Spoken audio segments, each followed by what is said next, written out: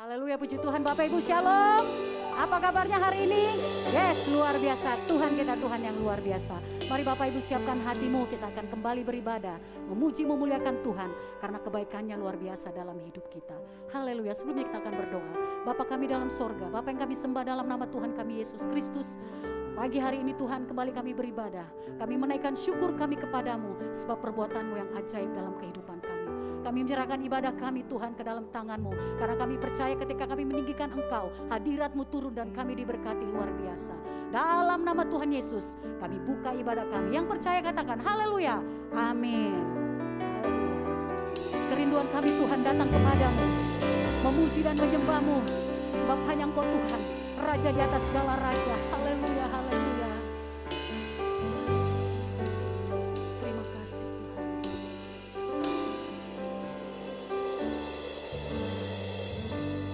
Kerinduanku datang padamu, Allah mulia mawar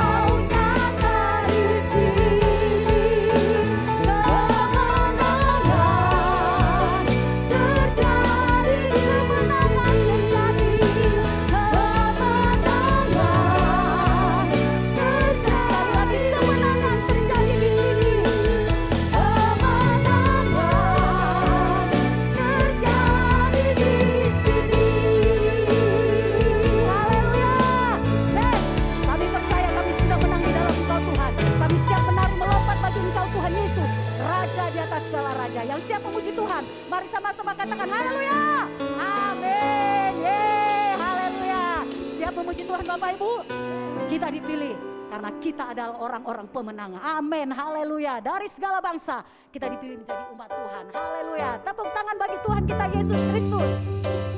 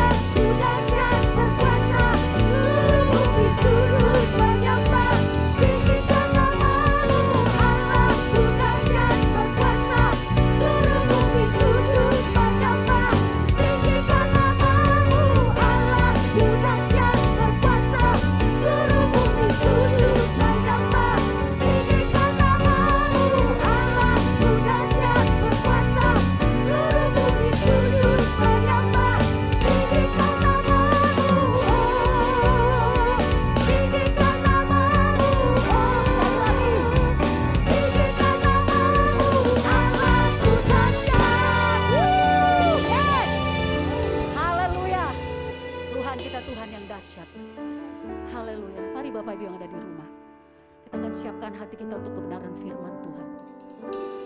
Katakan, Roh Allah yang hidup, penuhi aku, penuhi hidupku, penuhi keluargaku.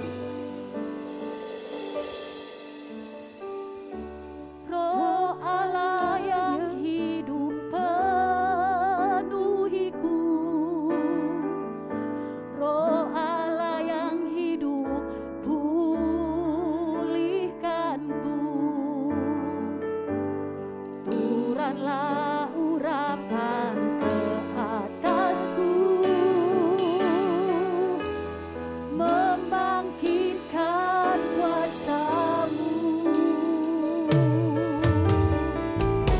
Roh Allah yang hidup, penuhiku. Roh Allah yang hidup, Roh Allah yang hidup, pulihkanku. Turunlah urapan ke atasku, membangkitkan kuasa-Mu, membebaskan hidup yang terbelenggu, memulihkan hati mereka yang terluka, serta mencerahkan mata yang buta. Jadikan hidupku alat-Mu, dipenuhi urapan baru, menyatakan kebesaran kuasa-Mu. Katakan, membebaskan hidup yang terbelenggu, memulihkan hati mereka yang terluka, serta mencerahkan mata yang buta. Jadikan hidupku alat-Mu, dipenuhi urapan baru, menyatakan kebesaran kuasa, menyatakan kebesaran kuasa-Mu, menyatakan kebesaran kuasa-Mu.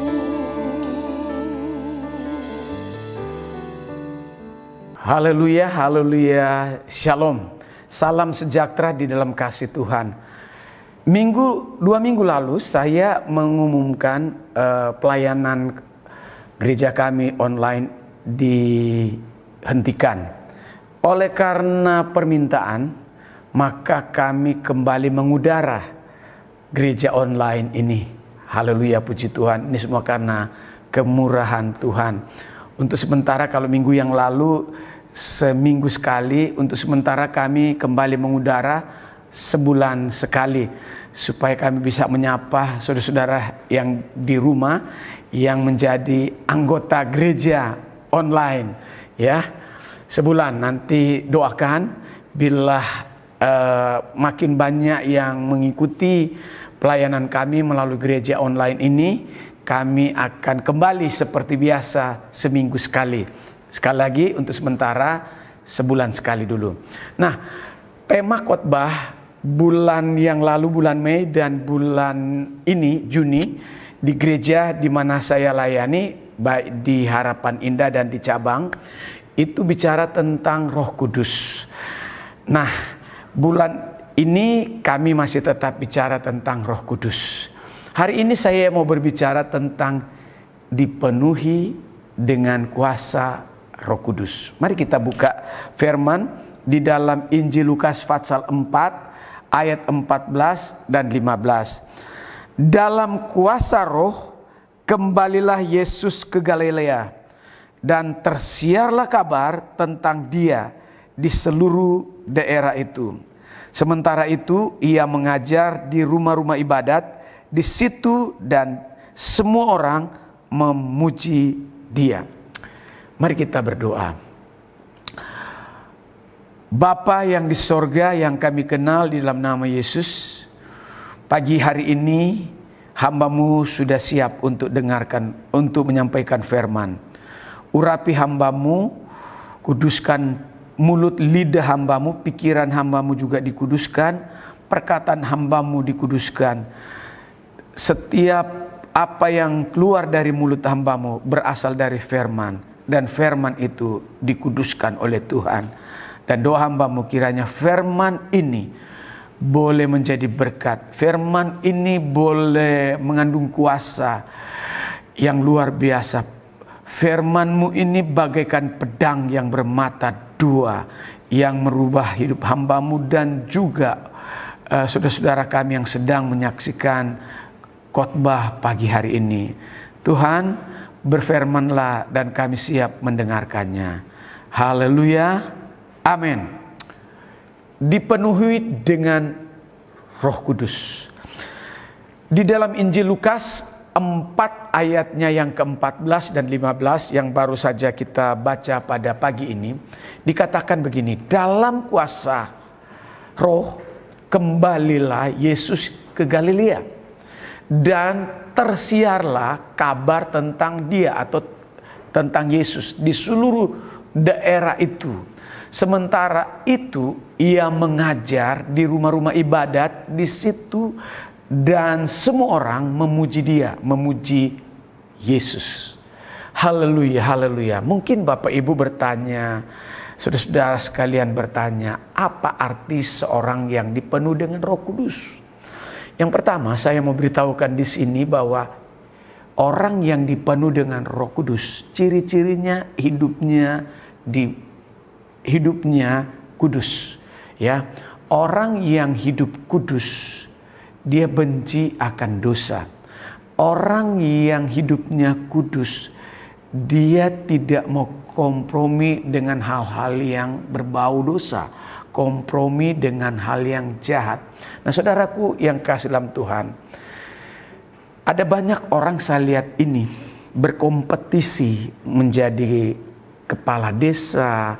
Ada orang berkompetisi untuk menjadi kepala daerah, bupati, wali kota, gubernur, anggota DPR, menjadi presiden, dan berbagai macam cara mereka berusaha untuk masuk duduk di tempat-tempat yang saya mau beritahukan. Saya mau beritahukan begini, kepada orang Kristen yang rindu duduk di jabatan seperti yang saya sebutkan tadi, ya. Sebagai anggota DPRD juga tingkat 1, tingkat 2 atau pusat, saya mau beritahukan, oleh karena di tempat itu sering kompromi. Nah, saya mau beritahukan sebaiknya orang yang rindu jabatan-jabatan yang saya sebutkan tadi, baiknya dia punya iman yang tingkat tinggi, ya. Orang yang punya iman tingkat tinggi. Karena apa? Ada banyak orang yang masuk ke tempat itu, yang dipercaya orang menjadi anggota DPR tingkat 1, tingkat 2 dan pusat, ada yang menjadi wali kota, ya. Kalau imannya tidak bupati, wali kota, gubernur, kalau imannya tidak tinggi, maka dia terbawa arus, ya. Dan banyak orang-orang karena lemah imannya akhirnya dipenjara hari-hari ini. Dan akhirnya orang tidak percaya lagi. Itulah sebabnya sebaiknya orang yang mau kedudukan itu, sebaiknya mereka yang hidupnya kudus. Imannya iman yang tingkat tinggi. Ya, sehingga dia bisa melawan arus. Ya. Diajak kompromi, dia menolak. Kompromi maksudnya rapat-rapat yang memutuskan hal-hal yang tidak baik, ya. Kita harus menjadi orang Kristen yang memiliki iman yang tinggi, hidupnya kudus, sehingga masuk ke tempat itu bisa jadi berkat, menjadi terang, biar Yesus bisa dilihat oleh orang di tempat itu. Nah, saudaraku, hidup kudus itu sangatlah penting. Orang yang hidup kudus pasti dia tidak suka tentang dosa, dia benci akan dosa. Kenapa? Dia hidup kudus. Ya, orang yang hidup kudus karena dia dipenuhi dengan Roh Kudus. Mari Bapak Ibu rindukan Bapak Ibu dipenuhi dengan kuasa Roh Kudus sehingga hidup kita kudus. Yang kedua, orang yang dipenuhi dengan Roh Kudus senang melakukan pemberitaan Injil, senang menjadi berkat kepada orang lain, senang bersaksi tentang Yesus. Orang yang dipenuhi dengan Roh Kudus, ia mengerti kehendak Allah, kehendak Tuhan dalam dirinya. Orang yang dipenuhi dengan Roh Kudus melakukan firman Tuhan dengan setia, artinya konsisten.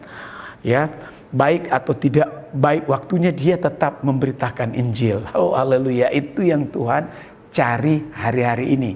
Orang Kristen yang dicari Tuhan yang konsisten di dalam melakukan firman dengan setia. Saudaraku, saya rindu Bapak Ibu serta saudara sekalian melakukan firman Tuhan dengan setia. Nah, saudaraku, yang ketiga, ayat 15 memberitahukan sementara ia mengajar, Yesus mengajar di rumah-rumah ibadat atau sekarang disebut gereja. Saudara, orang yang penuh dengan Roh Kudus, ia memiliki kerinduan untuk mengajar seperti Yesus. Mengajar tentang apa? Kerinduan mengajar hal-hal kebenaran, firman Tuhan. Alkitab katakan bahwa Yesus adalah Tuhan di atas segala Tuhan dan Raja di atas segala Raja. Tetapi ia memiliki tekad, sekali lagi Yesus memiliki tekad yang luar biasa untuk mengajar di rumah-rumah ibadat atau yang disebut bait Allah atau gereja. Kalau sekarang ini disebut gereja. Orang yang dipenuhi dengan Roh Kudus tidak mungkin dia menjadi orang yang sombong. Orang yang dipenuhi dengan Roh Kudus tidak mungkin angkuh. Ya. Orang, Alkitab katakan ia mendengar kebenaran firman dan melakukan firman. Kalau saudara dengar firman, sebaiknya kita melakukan firman dengan setia. Orang yang dipenuhi dengan Roh Kudus, ia mengajar tentang kebenaran akan firman Allah. Dia mengajar akan hal-hal yang kudus, ya. Itu orang yang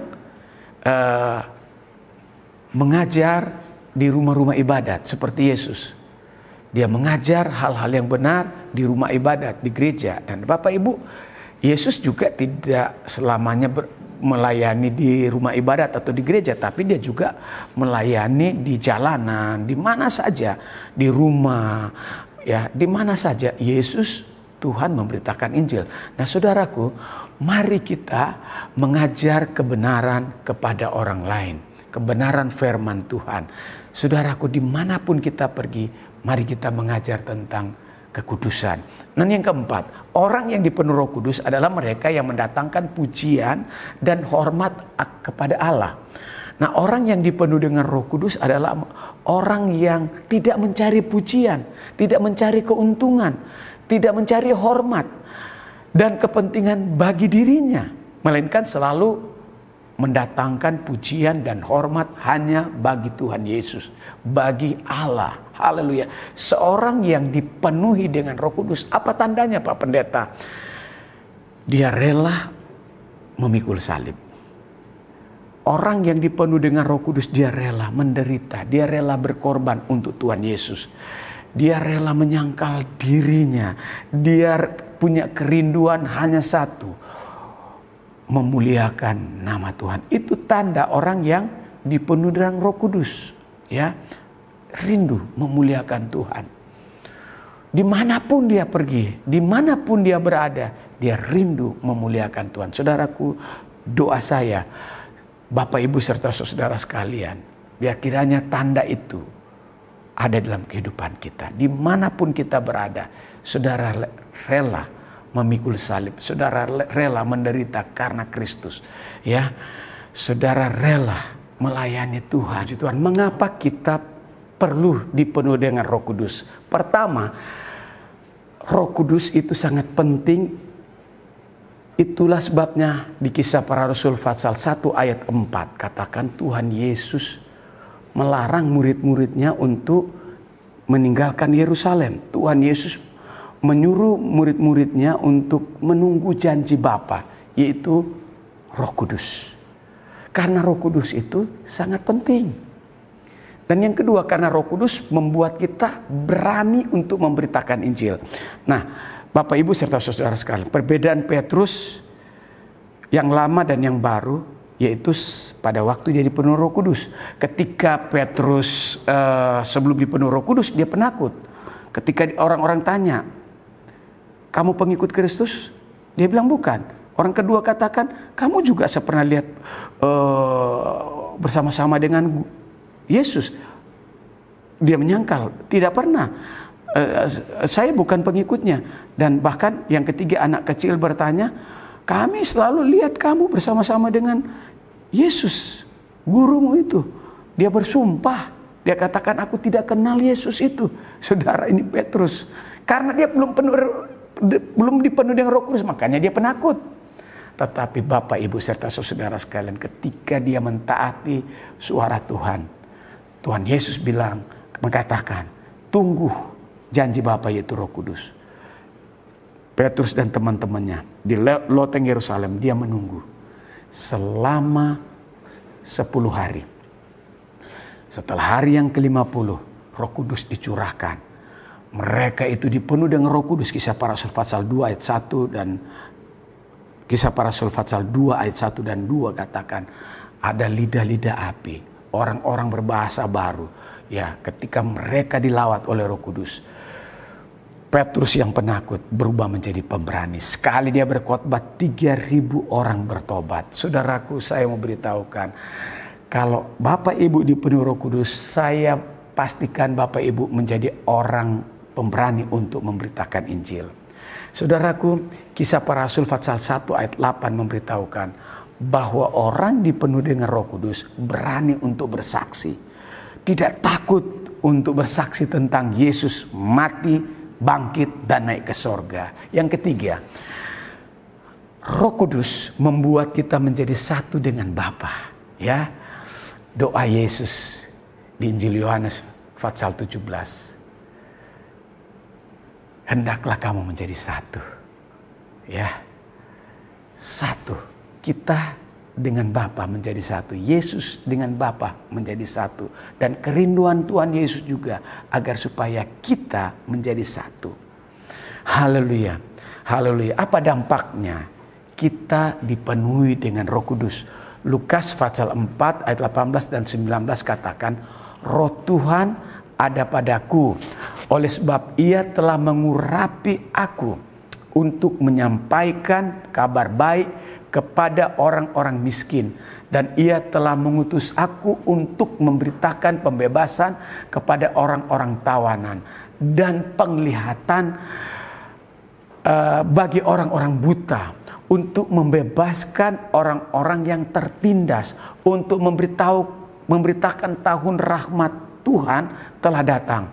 Nah, kekasih dalam Tuhan, ketika kita dipenuhi dengan Roh Kudus, otomatis pelayanan kita diurapi oleh Tuhan. Saudaraku, saya memberitahukan kepada kita tanda orang yang diurapi Tuhan. Pelayanannya ada kuasa, itu yang pertama. Kedua, tanda orang yang diurapi Tuhan berani, tidak penakut untuk memberitakan Injil. Dan yang ketiga, tanda orang yang diurapi oleh Tuhan, kita dapat membebaskan orang yang tertawan, ya, oleh kuasa kegelapan. Dan yang keempat, kita dapat membebaskan orang yang tertindas. Ada banyak orang-orang di luar sana tertindas oleh kuasa kegelapan. Nah, saudaralah yang pergi untuk membebaskan mereka yang tertawan, membebaskan mereka yang tertindas, melepaskan mereka yang terbelenggu oleh dosa. Saudara, ya, syaratnya kita harus dipenuhi dengan kuasa Roh Kudus. Saudaraku, milikilah kerinduan untuk saudara dipenuhi dengan Roh Kudus. Saya percaya ketika kita dipenuhi Roh Kudus, kita menjadi manusia yang berbeda, menjadi orang-orang pemberani, ya, tidak lagi penakut. Kemana kita pergi, kita berani jadi saksi Tuhan. Inilah doa saya, kiranya Tuhan memberkati kita semua. Shalom. Haleluya, Bapak Ibu diberkati dengan kebenaran firman Tuhan. Saatnya kita akan memberi, sebelumnya kita akan berdoa. Bapak kami dalam sorga, terima kasih kami sudah dipuaskan lewat kebenaran firman Tuhan. Saatnya kami akan memberi, berkati tangan-tangan yang memberi, berkati berkali lipat sesuai dengan janji firman-Mu. Dalam nama Tuhan Yesus kami mau memberi. Haleluya, amin. Haleluya.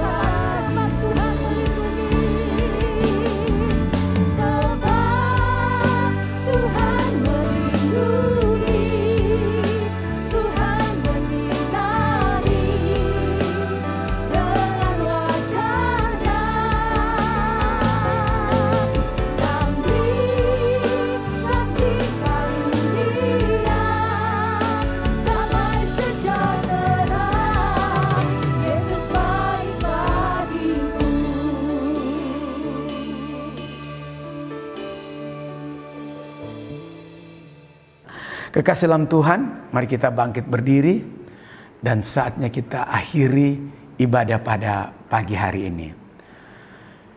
Haleluya, terimalah berkat dari Allah Bapa melalui kasih yang besar dari Kristus Yesus, persekutuan dengan Roh Kudus menyertai kami dari malam ini, dari pagi ini sampai Maranatha. Tuhan Yesus datang untuk kedua kali. Kiranya Engkau ya Tuhan memberkati kami berlimpah-limpah.